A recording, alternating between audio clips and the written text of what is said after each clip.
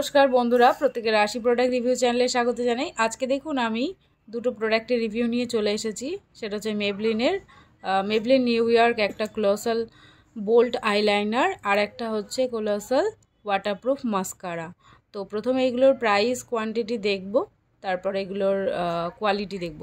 তো এটার প্রাইস হচ্ছে যে মেবলিনের মাস্কারা, এটার কোয়ান্টিটি হচ্ছে 10 ml এবং এটার প্রাইস হচ্ছে 299 টাকা।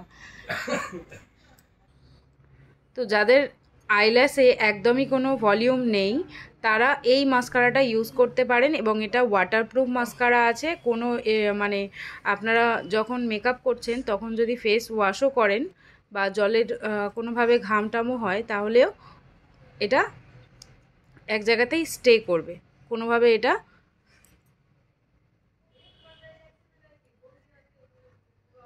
মানে ইনস্ট্যান্ট একটা বোল্ড লুক দেবে। এবং যাদের ওই যেটা বললাম যে একদম আইল্যাশে কোনো ভলিউম নেই, ভলিউমটাকে ক্রিয়েট করার জন্য এইরকম একটা মাস্কারা আপনারা ইউজ করতে পারেন, এবং এটা ওয়াটারপ্রুফ, কোনোভাবেই ধুয়ে যাবে না। আর প্রাইসটাও ভীষণই রিজনেবল আছে, যাতে কি হয় সবাই আমরা মানে পকেট ফ্রেন্ডলি প্রাইস আছে। আর এই প্রোডাক্টের যে প্যাকেজিংটা আছে সেটাও ভীষণই মানে আপনারা ক্যারি করতে পারবেন, ক্যারিয়েবল আছে।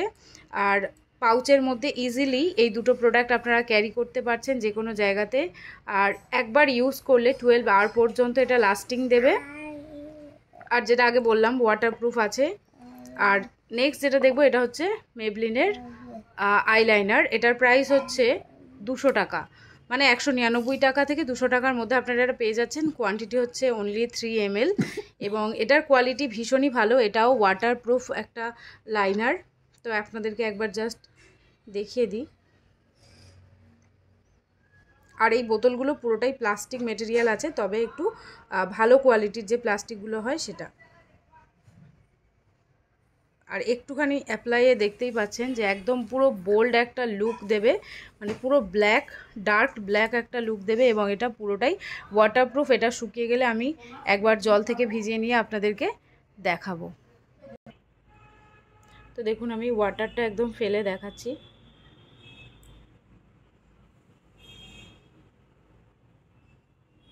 মানে কোনোভাবেই এটা একদমই ব্লেন্ড হয়ে যাচ্ছে না, মানে একটুও কালার ছাড়ছে না। বা এই যে যে লাইনারটা আছে, লাইনারটা একদমই নিজের জায়গাতে পুরো স্টিল আছে।